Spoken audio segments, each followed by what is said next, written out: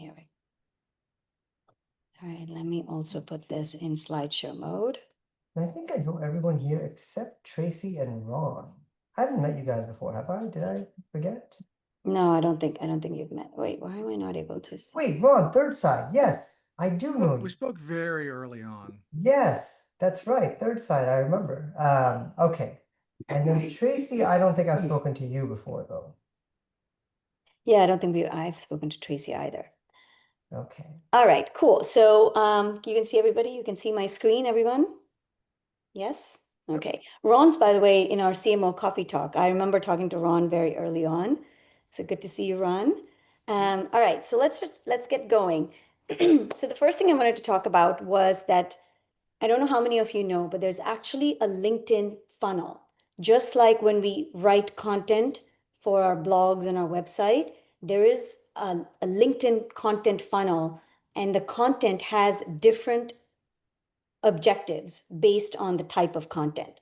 So at a very high level, just like in normal content writing, we have top of the funnel content on LinkedIn. And typically these are personal stories, stories about, like for me, I usually talk about being a woman, being over 50, working with my brother. So those are the kinds of stories that basically have a broad appeal that's beyond just my target audience. So that's what we call top of the funnel content. In the middle of the funnel is audience specific. So each one of us is trying to target different audiences on LinkedIn.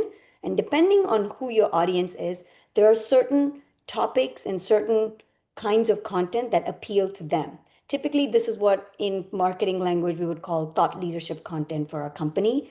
Trends, insights on the customer problem, industry trends, etc. Those are all what are called considered middle of the content, and they're really meant to appeal to the target audience that we are trying to reach. And then the third is BOFU content, or bottom of the funnel. And BOFU content typically refers to content that's specific to your company. So when you do product announcements, when you do events, company news about funding, etc., those are considered BOFU. And typically those appeal to people that know you and are following you either because they're customers or maybe they're evaluating you, but that's much more bottom of the funnel. So that's the three layers of content. And just like we have in normal content creation, on LinkedIn also, there is a certain mix of this content that makes sense. Any questions on that? Arjun, do you want to add anything? Yeah, maybe a couple of things that I'll add. When we see people write for LinkedIn, there are two mistakes that we typically see. The first is that they don't write enough top of the funnel content. They want to go straight to middle of the funnel or heck, bottom of the funnel. They want to talk up their company and how awesome they are, jump into every conversation and pitch or basically show how smart they are on the industry. And that doesn't work very well, especially for most of us who frankly just don't have a huge following. Like if you've got 1 million followers, whatever, do whatever you want. But for most of us mere mortals, we've got to follow this strategy. So that's the first mistake, way too much middle and bottom of the funnel. The second mistake is not understanding that top of the funnel is you, the human being, right? We started this whole journey with Rock Salt saying the new marketing wave is that people want to connect with people. It's not people want to connect with companies. No one comes to LinkedIn or Facebook or Twitter or Reddit to say, I'd love to follow Nike Inc. They want to follow individual athletes or people or whatever. And so it's you guys that are on display if you happen to be the expert or if you're ghostwriting on behalf of your CEO, then your CEO is the person. But they have to show up with their personality and their quirks and their interests to paint them as a human. That's what makes them interesting. And that's why people are like, oh, that's pretty interesting. You seem kind of cool. And then the journey starts and then they go in, they check out your profile and so on and so forth. So top of the funnel in this case is personal stories. And I know that makes people sometimes feel uncomfortable. It's like, I'm not a social person. I don't like revealing my personal life. No one's asking you for what you ate for lunch or something like that. But there are elements of your personal life that are actually really interesting and have a business relevance. For example, you could say, I was on this hike this week and show a picture of this hike and say, it reminded me of the things that matter. And I'm so obsessed with work and I forget sometimes that it's spending time with my kid or my dog and just thought I'd share that. It's a little snippet, but it counts so much. So Anita's going to talk a lot more about the strategy, even Yeah. top of the funnel, but just saying the top of the funnel is you. Don't forget, you're the person on display. Perfect. And I actually want to split over, like rock salt helps you with this. So if you see on this slide that I just showed you, I said there's a certain mix, and we'll talk a little bit more about it, but there's a certain amount of your content that should be top of the funnel. Especially if you're new, you want higher top of the funnel content than if you're well known, then maybe you want more middle of the funnel and bottom of the funnel. So these are relative best practices in terms of the mix that you should have. And rock salt actually helps you with this. So if you go to the rock salt web app, which I think most of you know how to reach, but basically on any of your extension, if you go to the gear icon, you would go here. Then there is a section called writing strategy. And the writing strategy is personalized to each and every one of you. And it looks at your last 90 days of content and determines what is it that you are doing today? What is your baseline? How much of your content is considered personal or TOFU, and how much of it is considered MOFU? And not only does it analyze and tell you where you are, so it tells me I'm 20% a TOFU, 69% audience, and 11% company. It also tells me what is the recommendation that is good for LinkedIn and what should I do. So the red indicates that I'm off on certain things. So I substantially need to do much more personal content than I am today. And I need to reduce the amount of marketing target audience specific content, which is my audience. So it's telling me what I need to do to have the right strategy for LinkedIn, given my specific time and journey in LinkedIn. Like how many followers do I have also is determining what kind of mix I need to have. So that is on that. So I didn't want to just show you a picture. I wanted to show you that live within Rock Salt. You can go to the writing strategy report and understand what your mix is and what is the recommendation that you should have. Okay, I'll go back to the slideshow now. So as I said, your mix of what your TOFU, MOFU, and BOFU should be is actually not the same for every one of you. So depending on your maturity on LinkedIn, your mix will be slightly different. So if you are a beginner, if you're basically around 5K followers, we consider kind of like not beginner, but getting into LinkedIn much more. So if you're less than 5K, then we suggest that you focus more on TOFU kind of content because you want to throw your net wide. Sorry? Did anybody have a question there? Bria's voice accidentally went off. Okay. So you want to have more TOFU and you want to establish and attract a broad audience. And then you want to emphasize more of who you are as a person. Because remember, LinkedIn is a social media platform. People are following people that they find interesting. So that's what we recommend. And then if you're much more experienced, then you want to shift much more into the MOFU content and a little bit more of your company content because people have chosen to follow you. People want to hear from you and they want to know what you're doing for your professional business because LinkedIn is a professional medium. So you can increase your MOFU and your BOFU. I'm curious, what do you guys think so far? Like anyone, is this surprising? Is this like, oh yeah, knew this, old hat? Maybe we could do a quick thing. Maybe you guys can put in chat Yeah. what you feel is currently where you are mostly focused in on LinkedIn. Are you more TOFU, MOFU, or BOFU based on what we've given? Maybe you can just slack and everybody can see it. Yeah. Okay, that's good.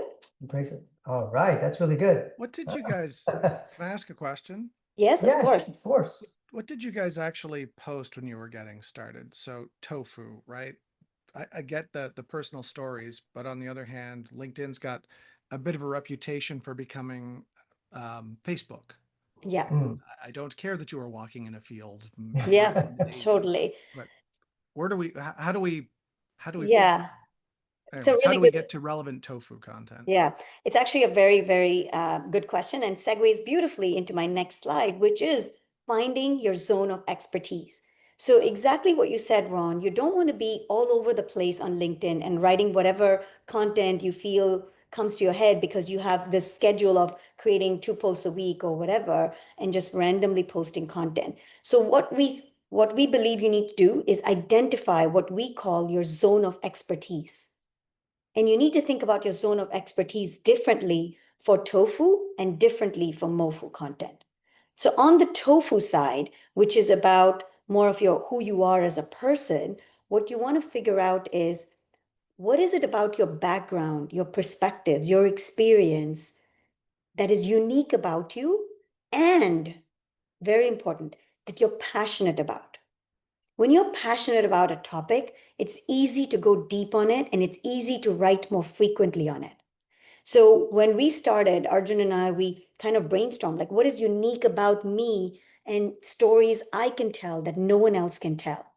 So, the fact that I'm working on rock salt with my sibling is one that I thought would be interesting and unique to who I am. So you need to really, and you can have a couple of them. So maybe you come up with like 3 or 4 themes in your tofu area, and then you test it out. You try it on LinkedIn, because honestly, that's the only way you'll figure out what appeals to your broader audience and to your network also. So that's on the tofu side. And on the MOFU side, that's about understanding the intersection of what is something that your target audience cares about and that you have a strong point of view. And let me make that clear with an example of rock salt. So we know that everybody is, thinking about how is AI going to change marketing? How is marketing going to change because of AI? Arjun and I have a very strong perspective on it, and we believe that 80 to 90% of your buyer journey is invisible today. And so the best thing you can do as marketers is be your audience is, and just be helpful and build your credibility in those places where your audience hangs out. And we believe that when they're then ready and in market for your solution, they're going to come and check out rock salt. So that's our point of view. And so when we write, we are always looking for stories or data or research that helps us tell our story in new and interesting ways. Does that help, Ron and Paul? So, Anita, you mentioned specifically starting one of your areas of uniqueness was your co-founder relationship with your brother. And that resulted in a specific referral that I made. I'm curious what doors that opened up for you more broadly and whether or not it was relevant to what you were trying to do. Yeah, no, that's a Or really whether it was a big distraction. Yeah, I don't think I can pinpoint exactly the connection, but what I can say is those personal stories that when I put it on, they have a wider, like I get a lot of impressions on those stories. So I know that I'm reaching an audience that I don't typically reach with my MOFU or BOFU content. And so there are a lot more people that probably see me on my feed because a lot more people are liking those posts because they're broad in appeal than, something that I'm writing about, whatever, AI and marketing. And then I do find, we've done our analysis and I can tell you that almost 80% of our um, branded search traffic actually has said, because we have in our forms, where did you hear about us? 80% is LinkedIn. So I can tell you that there's a strong correlation between what we're doing on LinkedIn and the traffic that actually converts to the rock salt signups. But I can't sort of pull a very specific thread, if that makes sense. So all PR is good PR. Right. Yes, exactly. Arjun, I don't know if you have anything else to add there. I mean, one thing I'd say on the tofu side, I'll give you an example of a post that did really well. I wrote this post on a friend of mine who retired at 50. He's a school teacher, his wife's a pharmacist, pretty middle classish, and this is up in Canada. And he retired at 50. And he and I have been friends for a long time. And so I just wrote, I was like, wow, he retired at 50. And he's not super wealthy. He's just doing okay, nothing like amazing exits or whatever. And I was like, it just made me think about that there are different paths in life. I've chosen one, he's chosen another, and he did pretty well. It's actually just cool. That blew up. I think I had like 50,000 plus impressions in a week, like 200 comments, people just writing. And it was really nice. It was great to get that exposure, but I can tell you that not a lot of that turned into signups.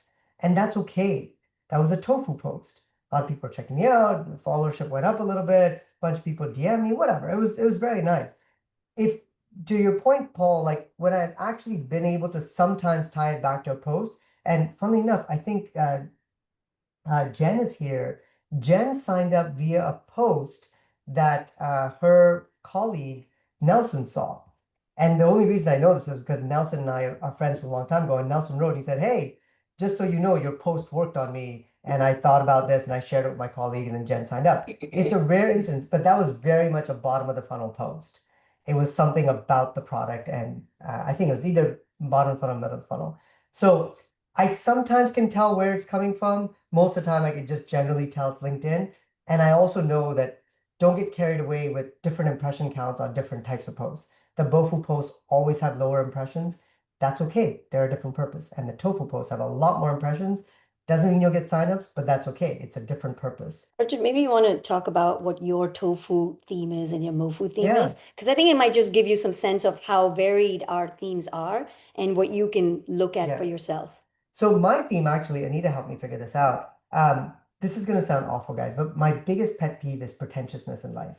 I hate it. It annoys the crap out of me. And so she's like, "Well, you seem passionate about it." And I'm like, "Yeah, but I don't think I can actually write about it, can I?" And then we sort of like talked about it for a while, and then we flipped it into, being authentic in this digital age is really important. Like, I'm not saying that because of AI or technology. It's just I like when I connect to real people. That's what makes life fun for me. It makes work fun for me. And so I talk a lot about that when I encounter good people or things that are authentic, or even, I don't know, an experience that I felt was really moving and emotional. And I felt like that was authentic. So authenticity, broadly speaking, is a theme that I talk about in the digital age, and particularly around people. Seems a little esoteric, I suppose, but it actually is something I can write and talk about a lot, and so it's a deep theme for me, and I'm clearly passionate about it. So that's how Anita got me to figure it out.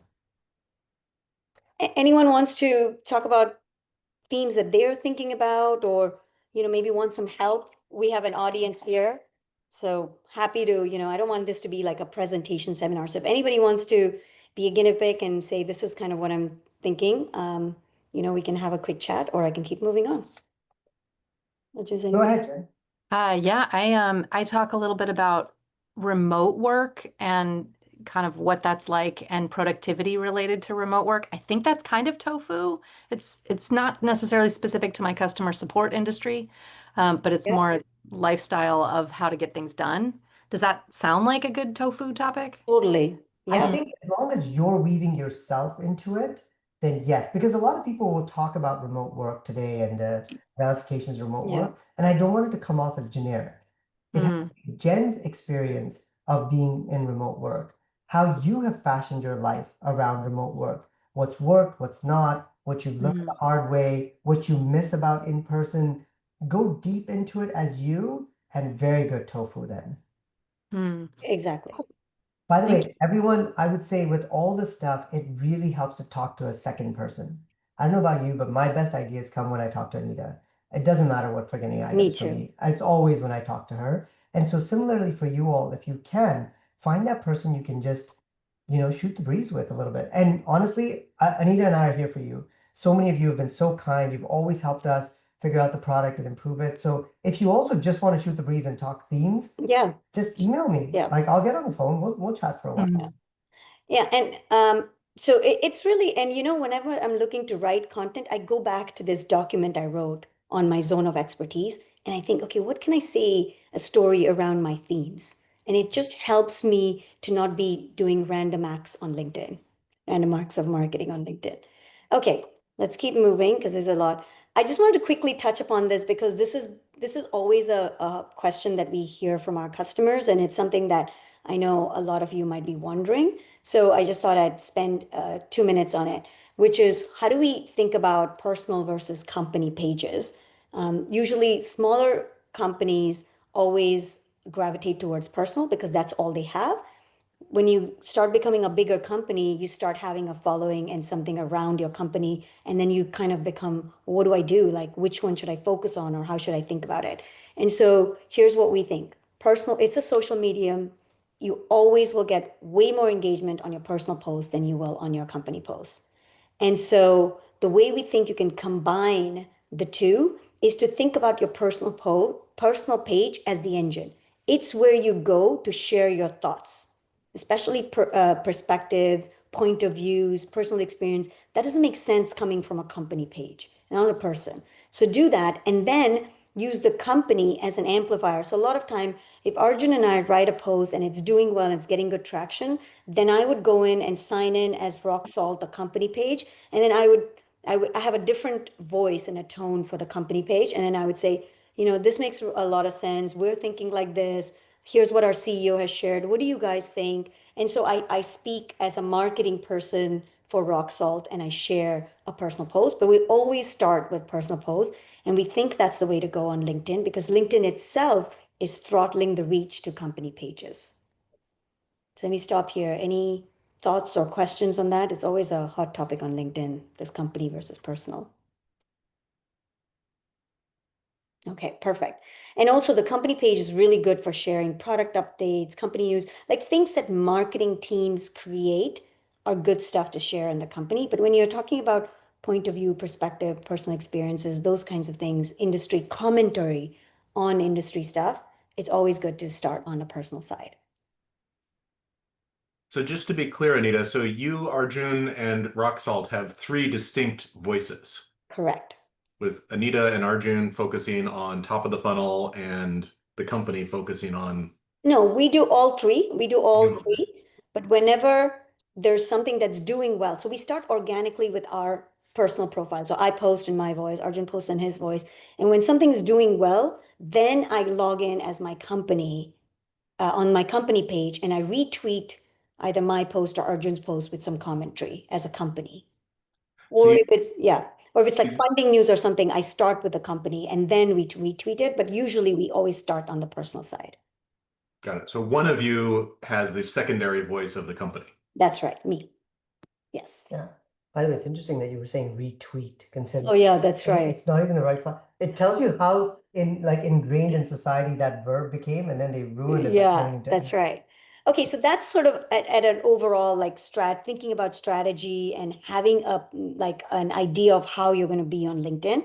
I want to get into the tactical details because I think this is something that everybody cares about. And again, please feel free to share your experiences of what's worked, what's not. I think everybody on this forum wants to write better, not just write more for LinkedIn. So please feel free to either chat and Arjun will call you or just unmute and interrupt us. Okay, so writing for LinkedIn. So I'm going to talk a little bit about the MOFU part of it because I think TOFU is very personal to who you are. And on the MOFU side, which is trying to figure out what is it that your industry cares about that you have a point of view on. This is again something that Rock Salt can help you with. And I don't know if you've already looked at it, but there's two things that we do. So one is under the writing strategy, there is a top influencer tab which says what's popular with your target audience. And it also not only tells you what's popular with your target audience over the last, I think, 7 days, or is it 96, 30 days? on the Writing strategy. influencers 30 days. 30 days. So on the last 30 days, what has been trending? And then it also says, what is it about those posts that seems to appeal to your target audience? And it gives you some ideas on what that means for you in terms of what you can focus on a MOFU side. So that's one place, but there's also the content performance tab that gives you even more ideas on what's trending. So if you go to the content performance tab, the first part is what's trending in your own audience. So again, this can be great for saying, okay, let me look at my last 30 days and let me look at the kinds of posts that have done well. What is it about these posts that have done well is one way of figuring out what MOFU themes work for you. And then the other is if you keep going down, this is relevant trending posts from your industry influencers. So again, understanding what's trending for these people, like what are they talking about? And is there a common thread that you can latch onto and have a different point of view? So there's Dave Gerhardt talking about balancing work and family life, right? Now he will have a different point of view than maybe Jen, what you have on it, right? So you can still pick a topic, you can get ideas from this, and then you can figure out what your point of view is going to be or your perspective is going to be. So these are two places that you can go to get some help on the MOFU side of things. And even on the TOFU side, actually, you can get some help in your writing content because we not only tell you the industry influencer, we tell you what your top posts are. So like, what are your personal posts? So this is your TOFU content, and this is your MOFU content that's done well. And you can view it and try it and start to be much more data-driven and strategic about understanding what's going to work for you. Arjun, did you want to say something on that? No, I'm curious. Have you guys, anyone here, are you struggling with what to write about, like just ideas to write about, or do you feel like I know what to write about, I just don't have the time? Like, is it more the former or the latter?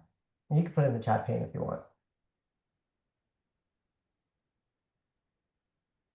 Latter. Okay, interesting. So it's more time. Oh, Susie, ideas. Me personally, I used to struggle more with ideas, but not so much after now that Roxol just feeds so much stuff to me. And I have the opposite problem. I have a lot of ideas, but for me, it was the writing. So we kind of tag team on each Execution, other. Jen. Yeah, we're going to talk a lot about the writing part as well, Jen. Yeah. I too spend way too much time editing, but okay, good to see. By the way, for those of you, Susie, I know you said you struggle with the ideas. Ron, you said you have lots of ideas. I wonder also if do you use the ideas board in the product? For those of you that are in the product, not trying to make the product, but Anita, if you click over, you can show this actually, once I started to use the ideas board, and then you can switch to my board. You can see like mine is jam-packed. I keep all my stuff here, and it has made my life a lot easier. I never ever run out of stuff to write. If I have 30 minutes, it's in here. I'll just sit down and start cranking on it, and then sometimes I'll have This to is basically a improvement over the Google Docs that we all have or our notepads that we all have. right. What it does is it not only can you move things around like a simple Trello board, but it also categorizes. When you add an idea, it automatically tags it as a tofu, mofu, or bofu idea. And so when you come to write, you're like, okay, what do I need to do? And actually, we're going to do a lot more work to make it even simpler for you to connect your strategy and your planning to the actual writing. So that's still to come, but this is a start. And we're always looking for feedback. So please give us feedback if any of you have used this and have some thoughts on it. Okay, so let me go back to this. So let's go now into some tips. So first is understand what resonates in your industry. We talked about that. Okay, this is really important. When I started writing, I was looking and I was writing as people who are really good in my industry. So the, Dave Gerhardts of the world or Chris Walkers of the world, for those of you in marketing, these are like influencers. And I was writing like them. And I would say these things with like this confidence, and it never did well. And I realized that, you know what? I am not where they are. And so, and I told Arjun this, I said, every time, the first tip is write like no one knows you each time. Why should they stop the scroll to listen to you? And this doesn't have to always be the case, but in some cases, when you're saying a story, one of the ways of starting it could be to establish your credibility. So Arjun saying, I'm a VP of HubSpot and saw it grow from 200 to 300. And by the way, I have a new inbound playbook. People are all going to want to at least see what he has to say. Then if he had just started with, here's what I think the new buyer journey is. Who are you?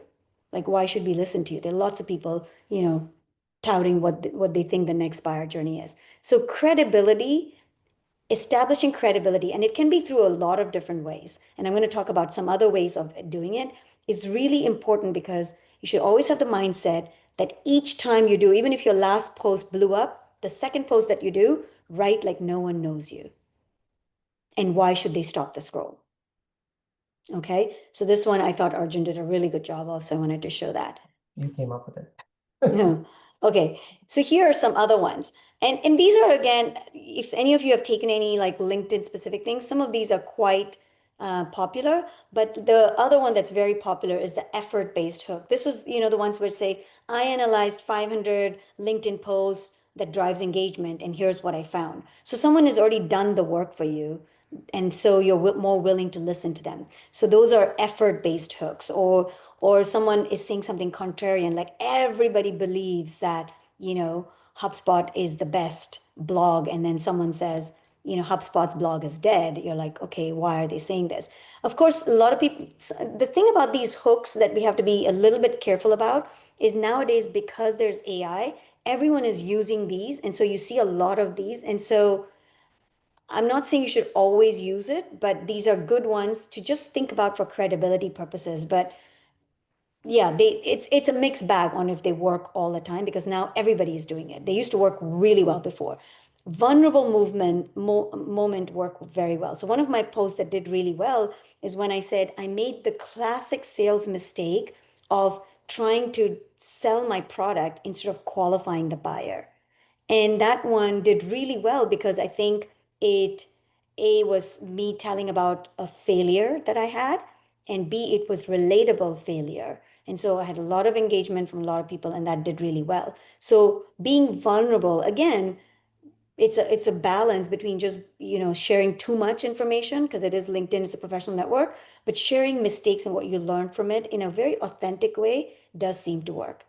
And then behind the scenes, like here's what happened, like, we went to IPO and this happened, or we canceled a product launch and, here's what happened. Those kinds of things also, people like good stories. So if you're a storyteller, LinkedIn is great. People like good stories. So these are some other ways of starting your content.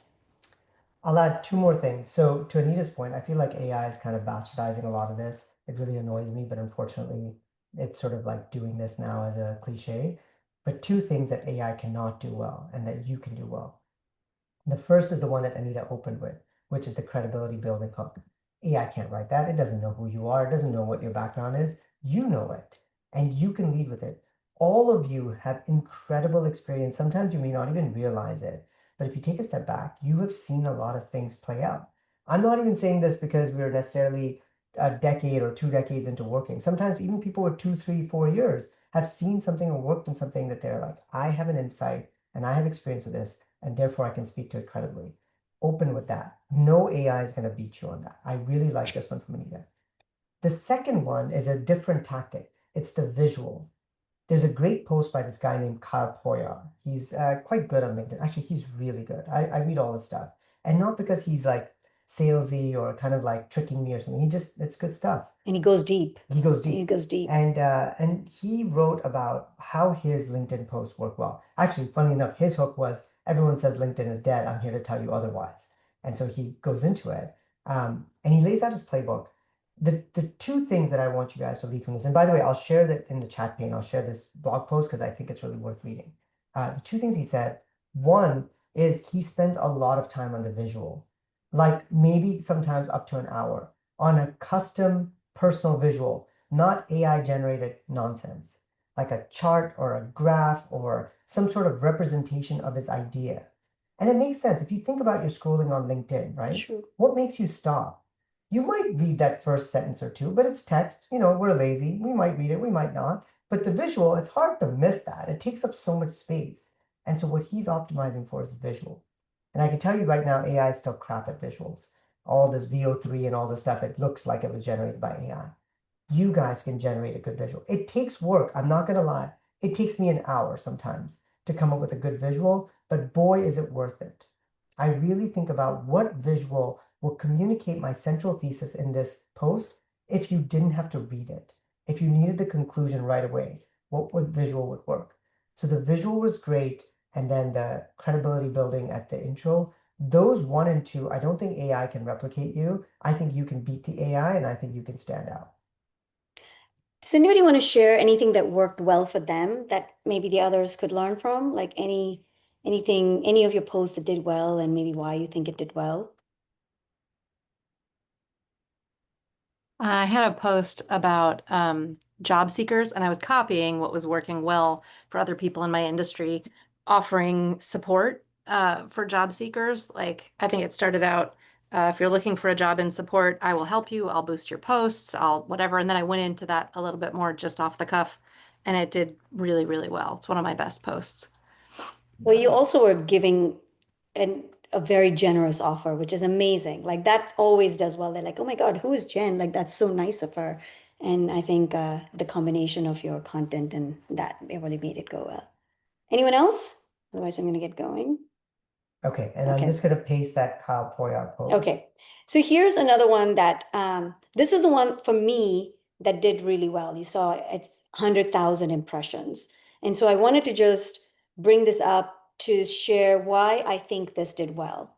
So the first is you see the tone is very conversational. Like I'm like, I keep hearing that company posts barely register.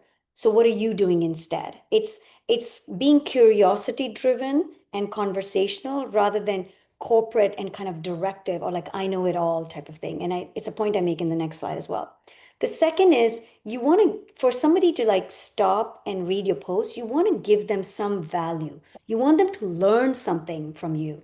And so anytime you can include data and insights rather than just pontification and views, your post will have a better chance of doing well. Arjun always tells me that he's like, okay, Anita, this is great, but where's the data behind it? Where's the research behind it? Don't just say things because everybody can say things. It doesn't cost you anything.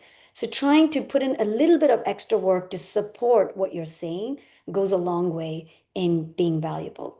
And then the third thing is a lot of people skim on the CTA or the thing at the end that's supposed to invite discussion. They're like, "What do you guys think?" or "Thoughts?" or "What are you doing differently?" Those are good. They're not bad, but A, everybody's doing them, and B, they're like a lazy version of really wanting to invite discussion. So if you really want to invite discussion, ask interesting questions that show that you really care about what people's experiences are. So here, when I said, are you doubling down on personal profiles, other experts? Are you actually doing that? Or are you trying something completely different? What formats? Like when you go a bit more detailed, then people are more triggered to share their experience than if you just say thoughts.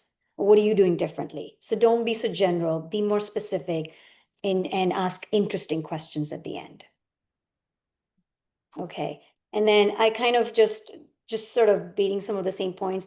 Don't like for me, it was a big learning because I was doing this all wrong. Stop trying to sound like a LinkedIn influencer with 100,000 followers and really try to provide value.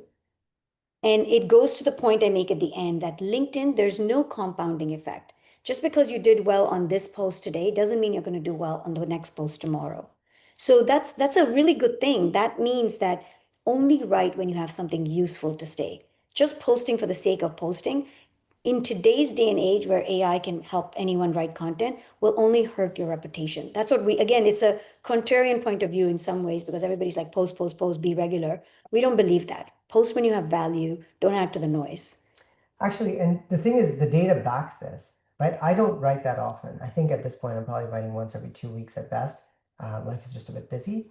But if I do write, it's going to be good. And I'll spend upwards of 1 to 2 hours on a post. It might sound ridiculous, but I really do. And frankly, that's what Kyle does as well. And what's interesting is I can still get great impressions on it. Yeah. LinkedIn does not care if you wrote last week or last 2 weeks and how many times you wrote. And that's good. Each piece of content has a chance to shine and do very well on its own. So that's why I'm saying invest and make it really good and useful. And yeah, you could do really well. It doesn't matter what happened last post or last week. Yeah. I think it's good for quote unquote the little guy.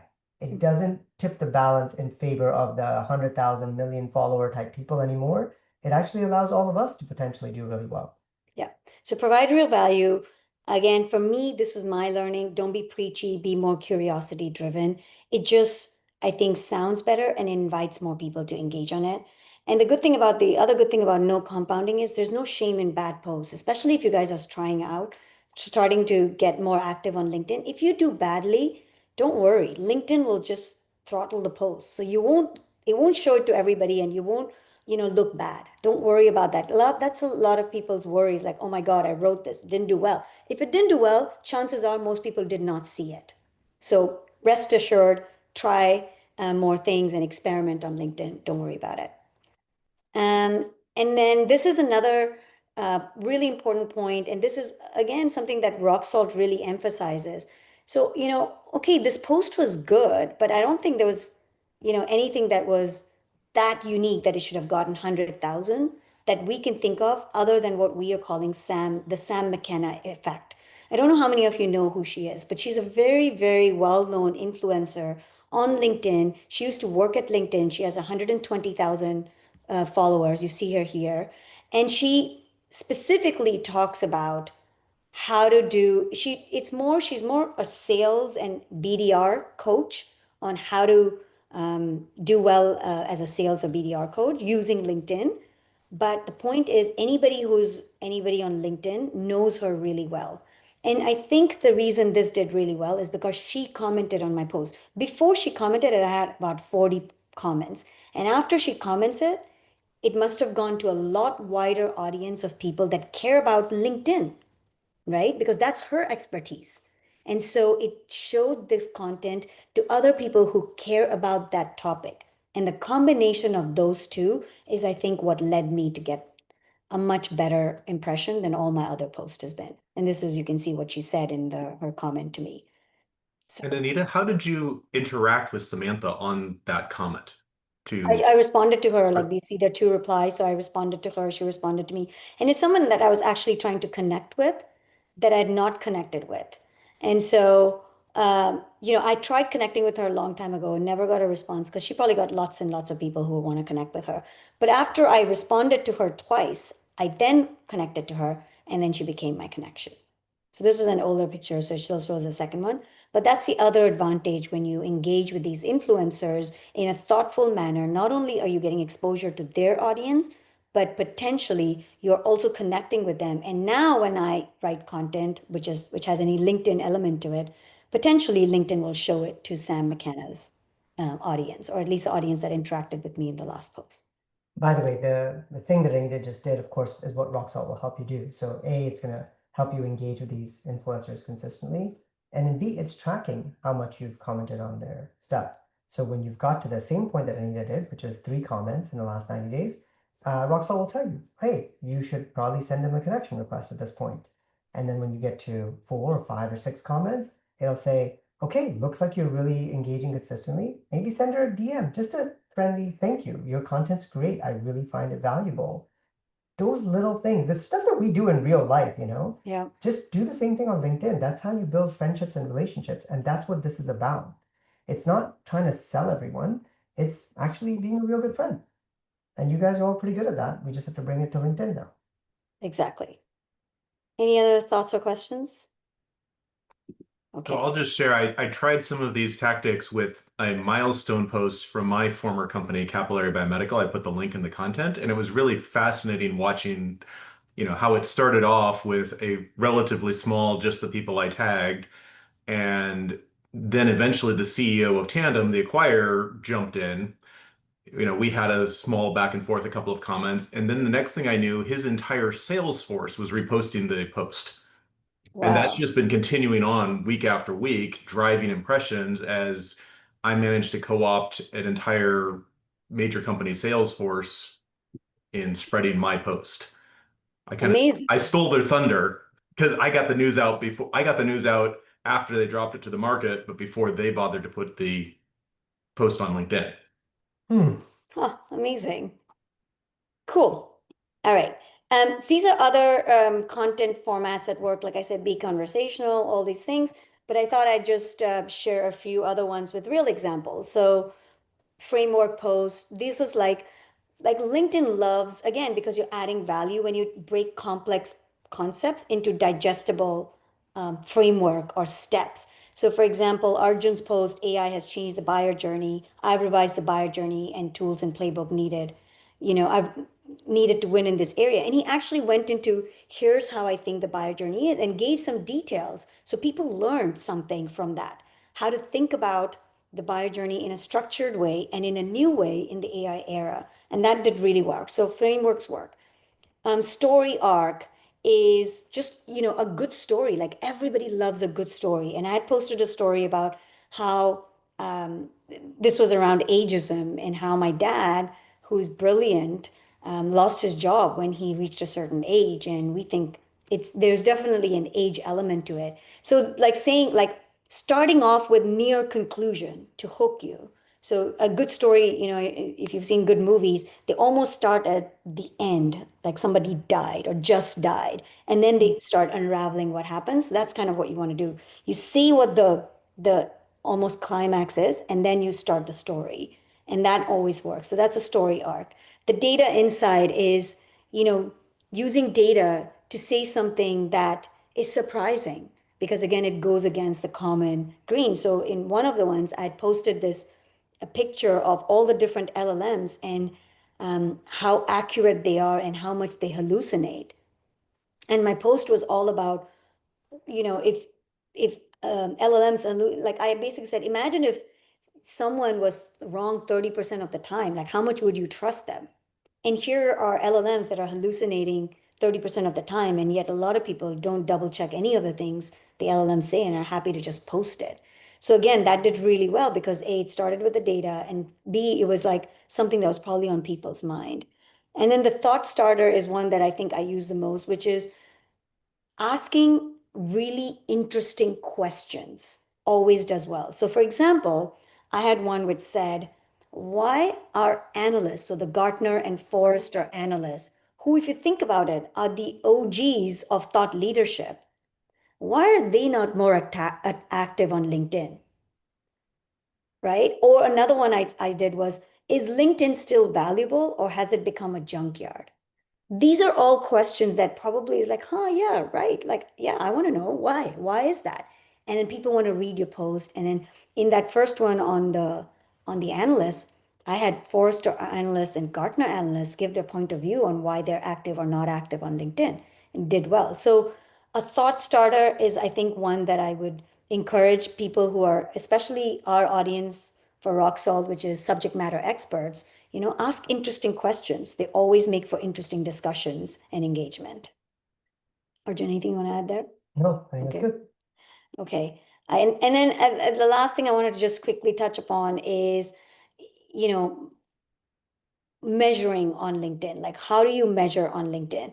And this is something that I don't know what you guys do today. Maybe you can talk about, maybe some of you can say, like, how do you measure your efforts on LinkedIn? Maybe just put it in the chat if you have any thoughts on it, and then we'll tell you what we think. While they're doing that, I would say that the thing that I see most often when people measure is that they are obsessed with getting engagement from their ICP. It's like, I want to see the comments and the likes from my target audience. And the thing that's interesting is that's a very small part of the visible funnel. Like if you look at any of the posts, even Anita's post that she was showing in the previous slides, right? She got like 100,000 impressions or something. The number of comments, 180, 200, like very nice. But 100,000 impressions versus 200 comments and 200 reactions, like where's that ratio? And if you look at all your posts, you guys will see the same thing. It's about 100x the impressions compared to the engagements. So when you are obsessed with the engagements, like the engagements are good, don't get me wrong. It's very nice to see, and you can, follow up with those people because maybe they are actually in the market or something like that. But a lot of your audience does not want to visibly engage.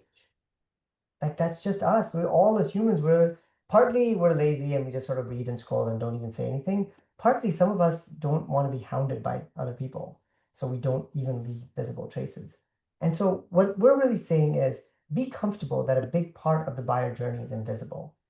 Look for impressions at the top of the funnel. If you get lots of impressions, hooray, you did well. Don't worry if you got, 10 likes or 20 comments or what have you. Like if it happens, wonderful. But otherwise, if you get 1,000 impressions or 5,000 impressions or 500 impressions, doesn't matter.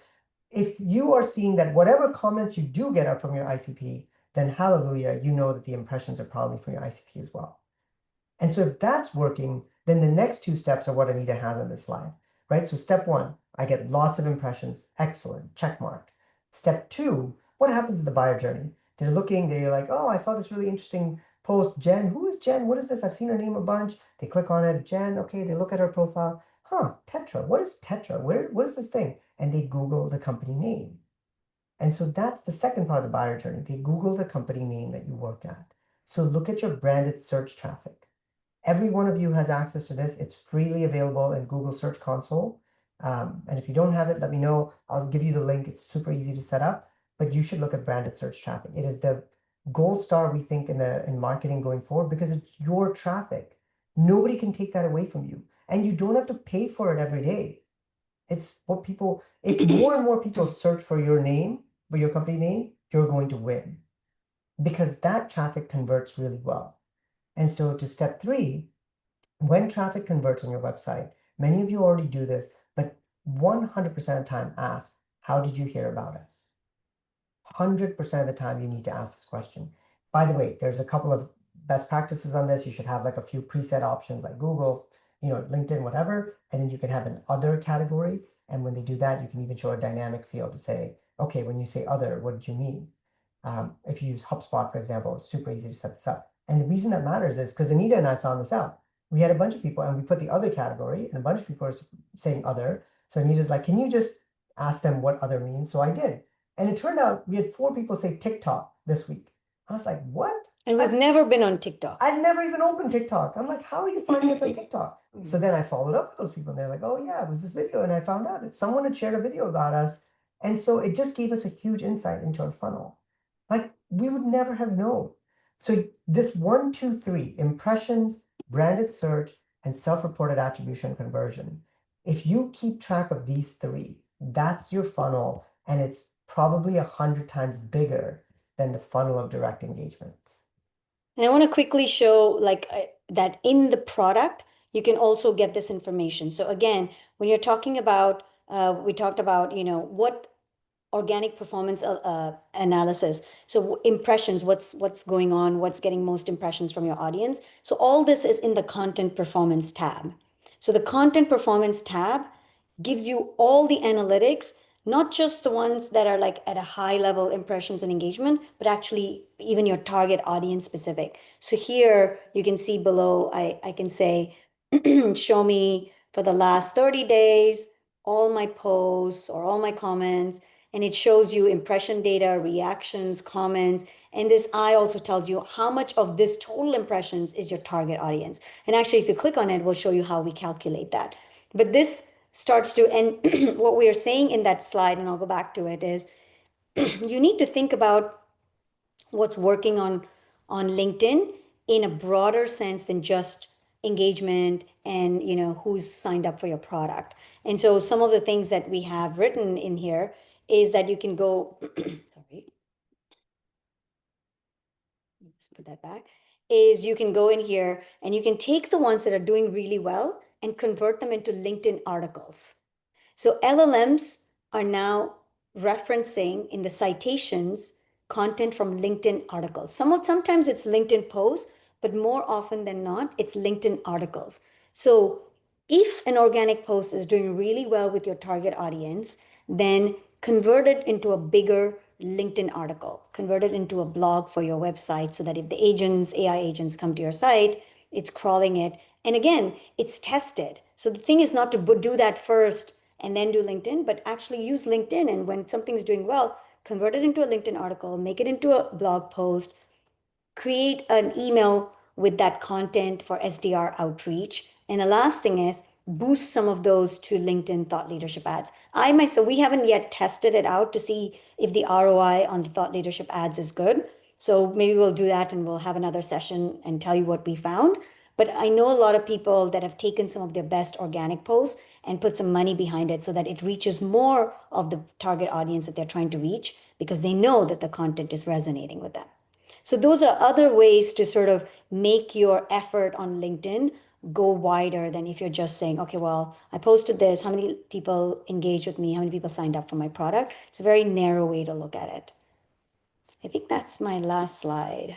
I don't think I had a nice Q&A slide at the end. So I'm going to stop sharing quickly. Is there any thoughts, comments, questions that you guys have? Who's inspired to write more now? Yes, Yay. yes, that's what we want to see. Exactly. Yeah. Okay, excellent. All right, so thank you very much for coming on the call. Feel free to always email us with any questions and thoughts. I'm going to send a quick 2 question survey to get feedback on this session and what else you'd like to hear so that we can make these sessions super valuable for all of you. All right, thanks a lot, guys. All right. Thanks so much. Take care. Bye.